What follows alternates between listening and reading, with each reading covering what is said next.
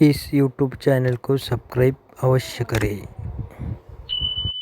बोला बहुत शॉर्ट, आया पैसा आई इज्जत और गया पैसा, क्योंकि आज का जमाना वही है, पैसे है तो सब पूछते कैसे है, नहीं तो सही है ना। तो कानड़े सर के लिए मैं एक लाइन बोलना चाहता हूं। वैसे वो लाइन हर किसी के लिए है और हर किसी को वो अनुभव कभी ना कभी जीवन में बोला नहीं सर आया होगा। लाइन ये है, हमने थोड़ा सा इको दे सकते हैं, हमने चांद को काली घटाओं से निकलते हुए देखा है, हमने चांद को काली घटाओं से निकलते हुए देखा है, उगते हुए सूरज को डूबते हुए देखा है, उगते हुए सूरज को डूबते हुए देखा है। पराए तो धोखा दे सकते हैं साहब, पराए तो धोखा दे सकते हैं साहब, हमने तो अपनों को रंग बदलते हुए देखा है।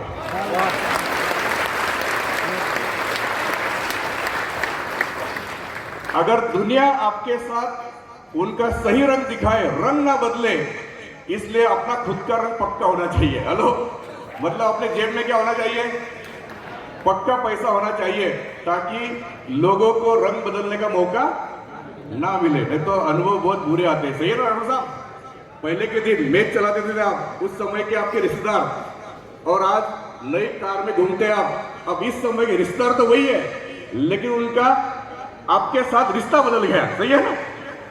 तो दोस्तों, धनवंतरी ने हम लोगों को मौका दिया है कि आप कितने भी गरीब परिवार से हो, लेकिन आप चाहे जितने अमीर बन सकते हैं।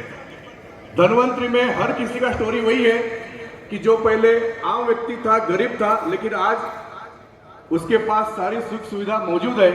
ये धनवंतरी की ताकत है, धनवंतरी की काबिलियत है, ये प्लेटफॉर्म की ताकत है।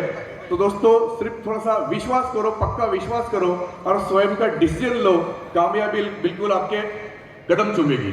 दोस्तों, मेरी स्टोरी 2 मिनट में बताना चाहता हूं कि जैसे ही 9.5-10 साल पहले की बात है, मेरे पास यह जो प्लान आया था कि धनवंतरी ये मेडिसिन वाला कारोबार, ऐसा ऐसा इनकम वगैरह वगैरह।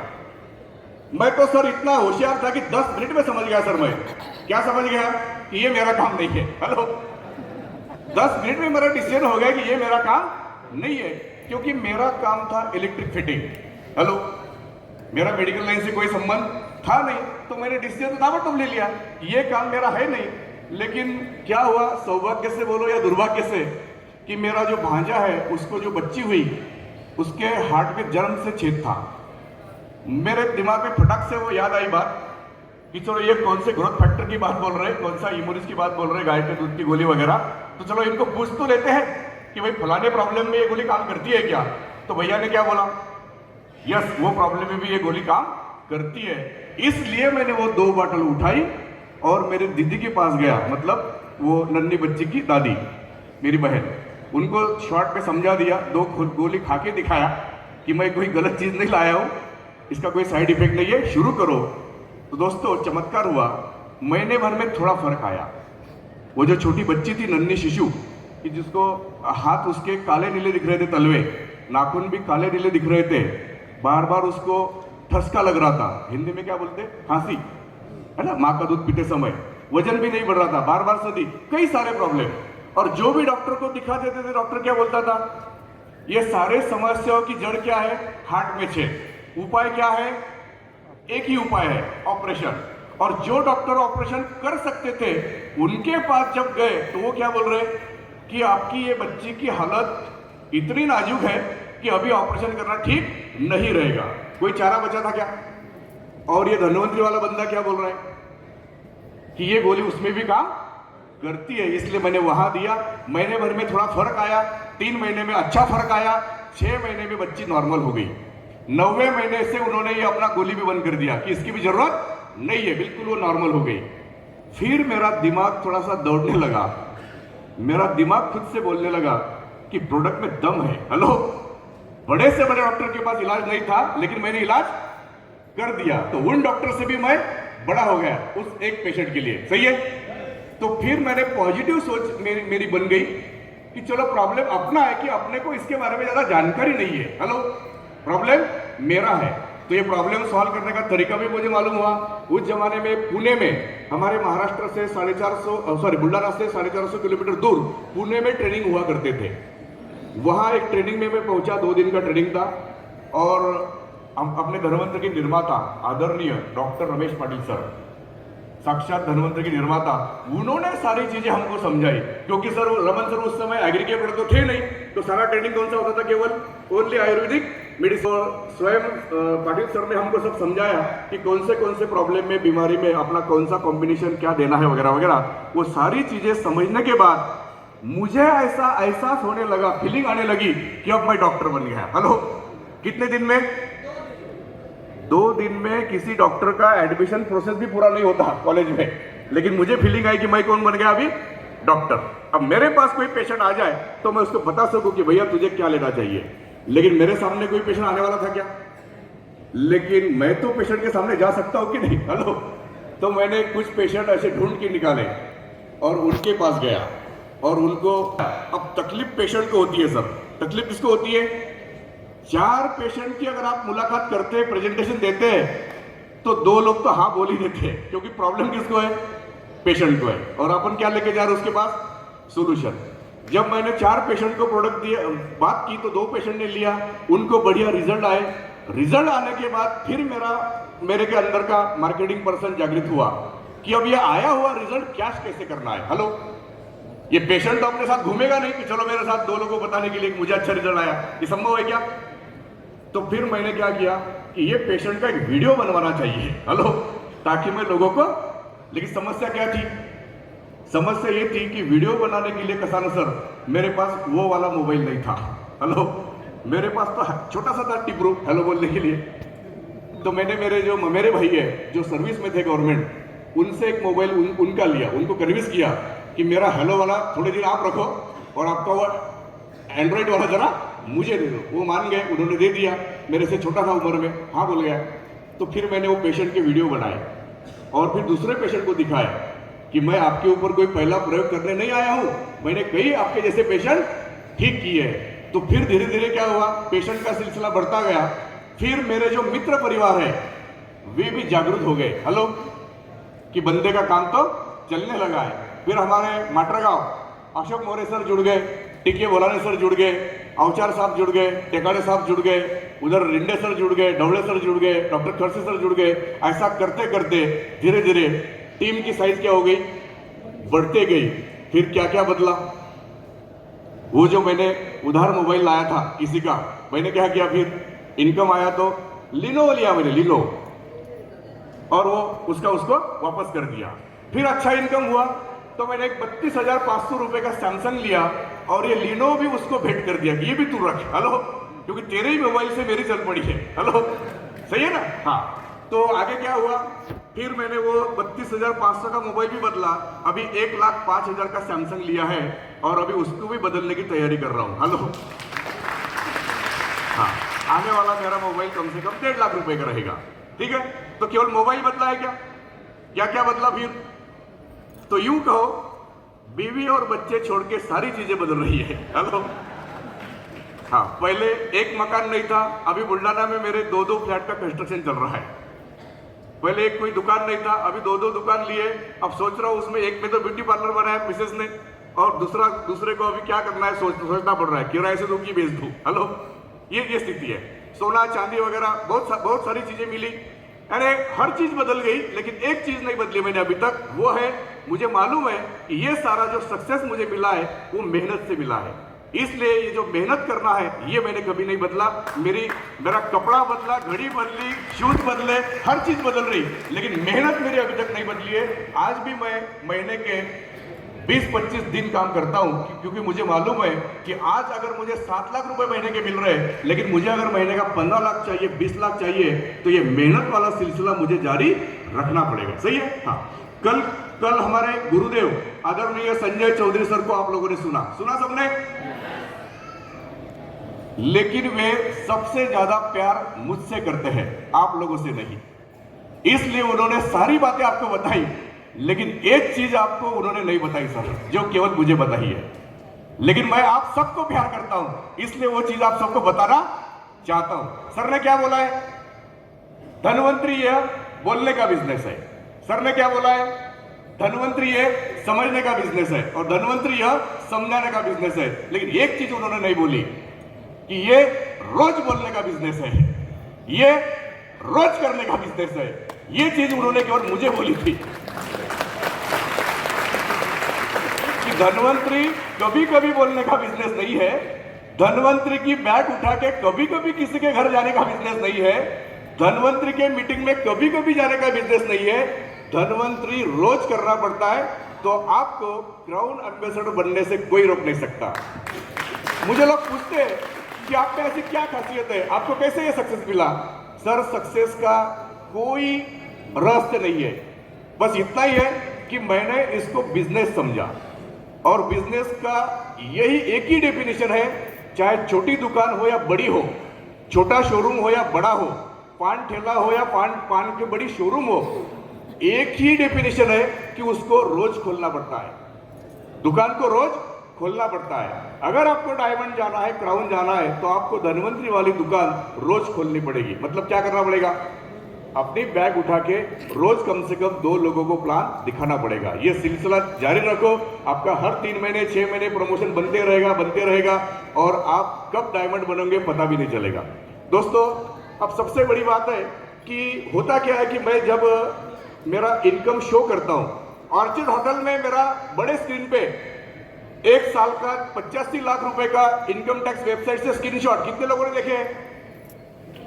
कई लोगों ने मेरा इनकम देखा है, original screenshot income tax website द्वारा। राठौर सर, बराबर। दिक्कत क्या होती है?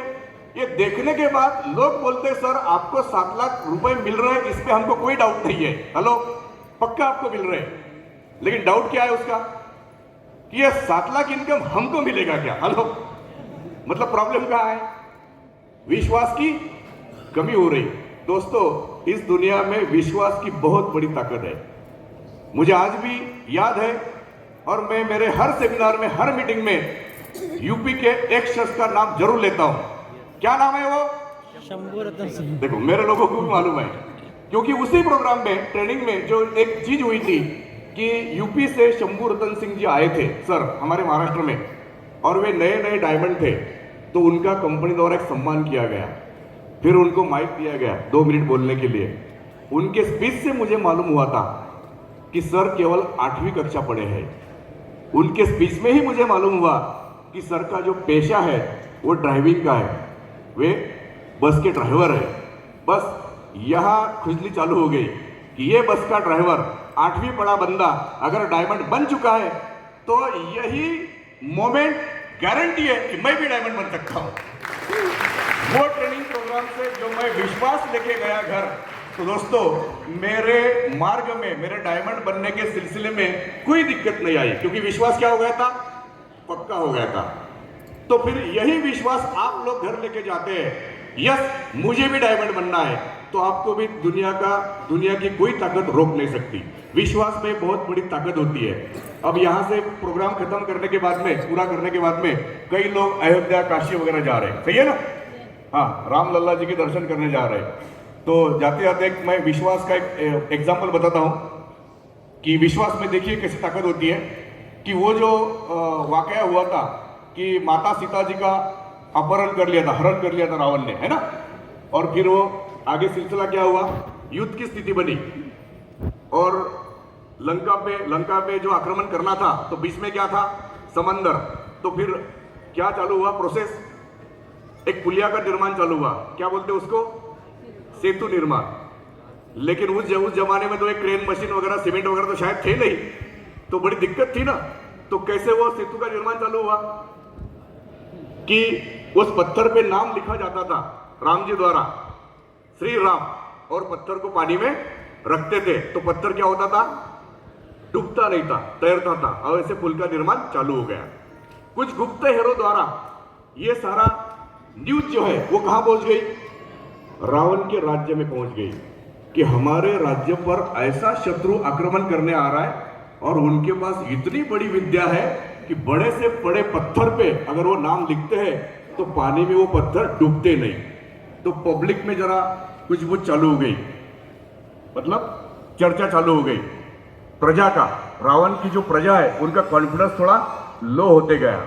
ये जो संभाषण है एक दूसरे में कि अपने राजा में तो ये विद्या नहीं है, फिर अपना कैसे होगा, लोग डरने लगे। धीरे धीरे ये बातचीत कहां तक पहुंच गई, उनके मंत्रियों तक पहुंच गई। फिर मंत्रियों ने रावण जी को बोला कि महाराज अपनी प्रजा जरा डर रही है, वो समझना चाहते कि आपके पास भी ये विद्या है कि नहीं। अब रावण उतना तो माहिर था, उसको मालूम था अगर मैं बोलूं मेरे पास नहीं है तो पूरे सैन्य का कॉन्फिडेंस लूज हो जाएगा। उसने बोल दिया चिंता की कोई बात नहीं, वो वाली विद्या बोले मेरे पास भी है। लेकिन केवल बोलने से बात नहीं बनती, तो क्या देना पड़ता है, हेलो, विश्वास के लिए क्या देना पड़ता है। आरपीएस 76 के बहुत बढ़िया रिजल्ट है, बोलने से बात नहीं होती, कभी कभी डेमो देना पड़ता है। तो रावण ने बोल लिया कोई चिंता की बात नहीं, कल सुबह 9 बजे बोले समुद्र किनारे आ जाओ, जिनको देखना है मेरी विद्या। तो 200-250 लोग मंत्री कुछ आ गए वहां सुबह 9 बजे। और रावण ने सैनिकों को बोला जाओ, बोले लाओ 2 पत्थर। सैनिकों ने 2 पत्थर लाए और रावण के हाथ में दिए। रावण ने उसके ऊपर नाम लिखा रावण। डालो बोले पानी में, डूबेंगे नहीं बोले, ये वाली विद्या मेरे पास भी है। सैनिकों ने डरते डरते वो पत्थर पानी में रखे। सही में चमत्कार हुआ कि वो पत्थर डूबे नहीं। सारे वो 250-200 जो भी थे रावण का जय जयकार करने लगे, अपना राजा भी कुछ कम नहीं, रावण राजा आगे बढ़ो, हम तुम्हारे साथ है, वगैरह वगैरह वगैरह। और सारे लौट के आ गए घर।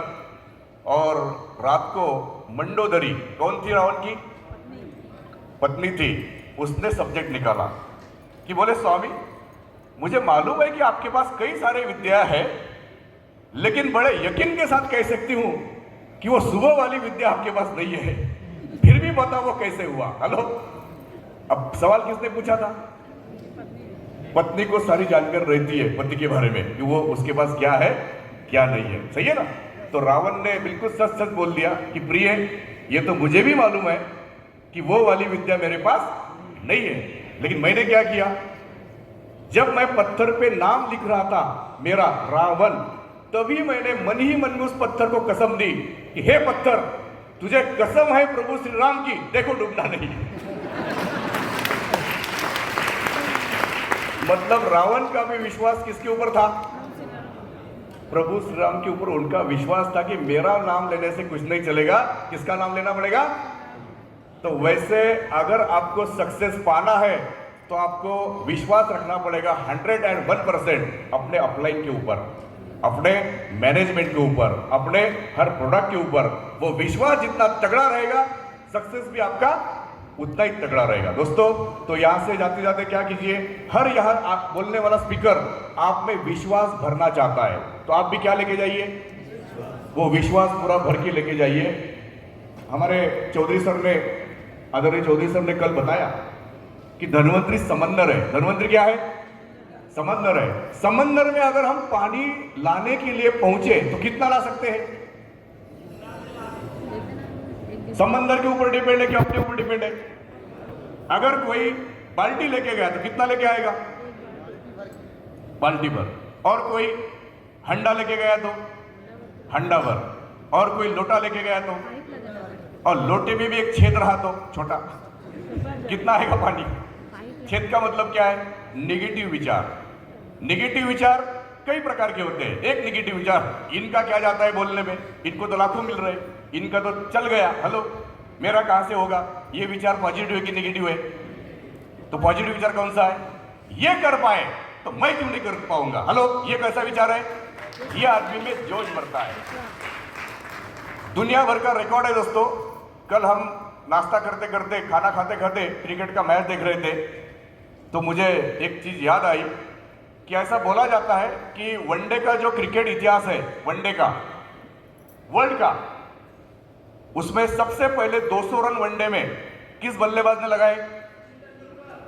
प्राउड फील करते हैं हम लोग कि हमारा सचिन तेंदुलकर, उसने 200 रन लगाए वनडे में। लेकिन कब लगाए, जब तक पूरे वर्ल्ड में 2900 मैच खेले गए थे वनडे के। कितने, 2900 मैच खेले गए थे। तो सचिन तेंदुलकर से भी ताकतवर बैट्समैन खेले होंगे कि नहीं पहले, हेलो। लेकिन क्रिकेट जगत में एक बिलीव था कि वनडे में 200 रन नहीं बनते हैं, तो शायद किसी ने प्रयास ही नहीं किया। खेलने वाले की छोड़ो, लेकिन जो कोच हुआ करते थे वो भी किसी प्लेयर को बोलते नहीं थे कि तू 200 का ट्राई मार। हेलो, क्योंकि उनके भी दिमाग में बिलीव क्या था कि वनडे में 200 नहीं होते हैं। लेकिन पहली बार दक्षिण अफ्रीका के खिलाफ 2010 में सचिन ने 200 बनाए तो क्रिकेट जगत में वो बिलीव क्या हो गया, चेंज हो गया कि यस, वनडे में भी 200 बन सकते हैं। और उसके कुछ ही दिनों बाद जब सहवाग खेलने जाता था तो सहवाग के दिमाग में क्या खुजली होती थी? हेलो, वो मन ही मन में सोचता था कि ये तेंडुलिया मेरे से 2 फीट भर कम, हेलो 4.5 फीट का तेंडुलिया, उसको तेंडुलिया बोलते हैं वो प्रेम से, ये अगर 200 मार सकता है तो मैं तो इतना हट्टा कट्टा तगड़ा हूं, मैं क्यों नहीं कर सकता? तो क्या हुआ, कुछ ही महीनों में सहवाग ने 200 बनाए। फिर रोहित शर्मा को क्या लगा, ये कर सकते हैं, मैं क्यों नहीं? तो रोहित शर्मा ने क्या किया, कितनी बार लगाए 200? 3 बार लगाए। फिर मार्टिन गप्टिल ने लगाए, क्रिस गेल ने लगाए, नया नया आया हुआ किशन, हेलो किशन है ना, नया नया आया हुआ अपने टीम में, उसने भी 200 लगाए सर। मतलब अभी नया नया जो डिस्ट्रीब्यूटर जुड़ा है वो भी शायद साल भर 1.5 साल में डायमंड बन सकता है। सिर्फ उसको लगना चाहिए कि ये लोग कर पाए तो मैं क्यों नहीं। हेलो, तो बस यही वाक्य मेरा लेके जाइए, ये लोग कर पाए तो मैं क्यों नहीं।